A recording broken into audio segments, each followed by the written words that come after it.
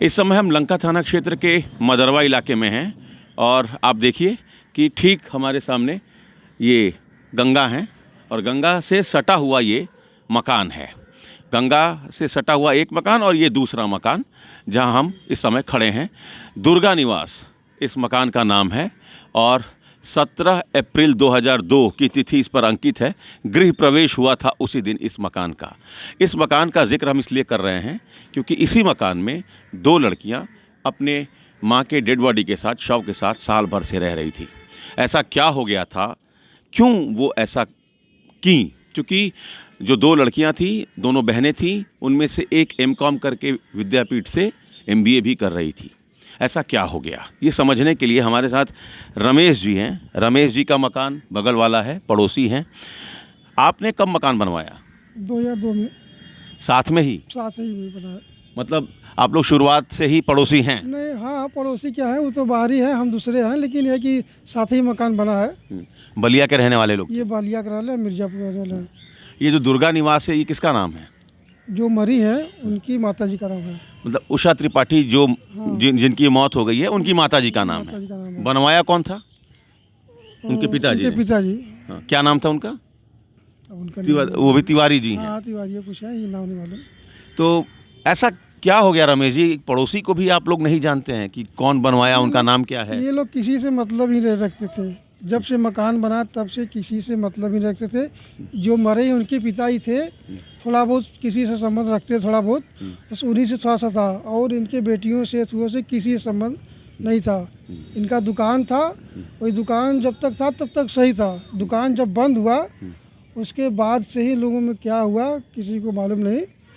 वही 1 साल के बाद एक घटना घट गई, किसी को मालूम नहीं हुआ। मतलब दुकान कोविड के बाद बंद हुई? कोविड के बाद क्या 21 में बंद हुआ है। हाँ, 21 की दूसरी लहर के बाद। हाँ, तो उसी दौरान इन लोगों में क्या हुआ किसी को मालूम नहीं। तो उषा जी नहीं दिखाई दे रही थी साल भर से, तो आप लोगों ने पूछा नहीं बेटियों से कि उषा जी कहाँ हैं? कोई सी बातें नहीं करती हैं। इनके रिश्तेदार आते थे तो उसमें बात नहीं करती थी, अपने रिश्तेदार से, तो हम लोग से बात कैसे करेंगी? तो फिर आपको पता कैसे चला कि उषा जी नहीं रही?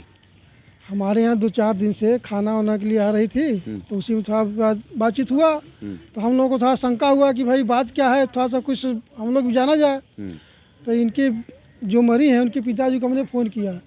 उनके पिताजी बोले कि भाई जितना हो सके संभव उनको देते रहिए, हम आएंगे तो बातचीत होगा। तो वो अपने छोटी दामाद को और लड़की को भेजे मिर्जापुर से। मिर्जापुर से। तो वो लोग आए, वो लोग थोड़ा सा मन बढ़ा करके वो लोग ज़बरदस्ती किए कि भाई खोलो खोलो, नहीं खोलोगे तो तोड़ेंगे। उसी में थोड़ा सा हम लोग भी सपोर्ट किए, पुलिस को बुलाए, पुलिस आई, प्रशासन आया, इसी में थोड़ा सा उजागर हुआ। तो पिछले 22 साल से ये लोग रह रहे थे, कभी उषा जी के पति यहाँ आए? बहुत पहले आए थे, 1-2 बार हम लोग देखे हैं, कोई ध्यान नहीं है, 1-2 बार देखे हैं, बहुत पहले। 2002 में मकान बना है, तो वही 3 में या 4 में या उसी के दौरान बीच में आ रहे होंगे। बेटियों को देखकर क्या लगा कि वो मानसिक रूप से डिस्टर्ब हैं, क्या लगा? पहले तो ऐसा नहीं था, लेकिन इधर 2 साल के दौरान में कुछ लग रहा था कि है साइको में।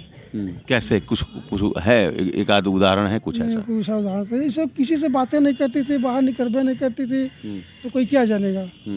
हम कल समझे कि कल पहली बार उसके मुख से हम ज़बान सुने, पहली बार इतना साल में, 20 साल में पहली बार उसके मुँह से ज़बान सुने।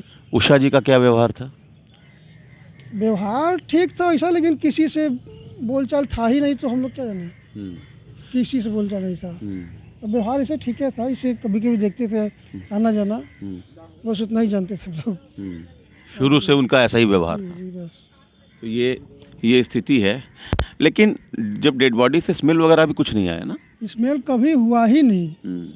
यहाँ तो रात 24 घंटा ही चलता है, लेकिन कहीं स्मेल हुआ नहीं किया। चलिए, तो रमेश जी हैं, कह रहे हैं कि पूरा परिवार इसी व्यवहार का था, बहुत कम बात करता था, पता ही नहीं चला। हालांकि रमेश जी बगल में रहते हैं, लेकिन इनको भी नहीं मालूम कि ये मकान जो बनवाया उनका नाम क्या है। तो बनारस में भी अब हम ये कह सकते हैं कि दिल्ली, मुंबई, बेंगलुरु वाला कल्चर आ रहा है। पड़ोसियों से भी अब बहुत ज़्यादा वास्ता नहीं है। हाँ, तो ये बनारस में तो लोग एक दूसरे के घर आते जाते हैं, सुख दुख में काम आते हैं, तो ये तो थोड़ा सा अटपटा लग रहा है ना रमेश जी? इनका व्यवहार है ऐसा, तो क्या पता हम लोग, सबका व्यवहार वही था। इनके पिताजी का भी, इन लोग का भी था ही। किसी से मतलब नहीं था। बता दें कि 20 साल हो गया मकान बनाए हुए, किसी से मतलब नहीं। पूरे गांव में आप पूछ लीजिए, सब वही बताएगा। चलिए, तो ये परिवार शुरू से ही बता रहे रमेश जी कि शुरू से ही ये परिवार जो है वो कटा कटा रहता था। जब तक कॉस्मेटिक की दुकान चलती रही तब तक तो सब तब ठीक तक था, ठीक रहा। लेकिन दुकान बंद होने के बाद आर्थिक स्थिति खराब होते गई और अंततः उषा जी की मौत हो गई। अब दोनों बेटियों ने क्या सोचकर अंतिम संस्कार नहीं किया, डेड बॉडी के साथ रहते रहीं वो, ये पुलिस के जांच का विषय है। पुलिस इस पर जांच कर रही है। Amit Singh, TV9 UP, मदरवा, Varanasi.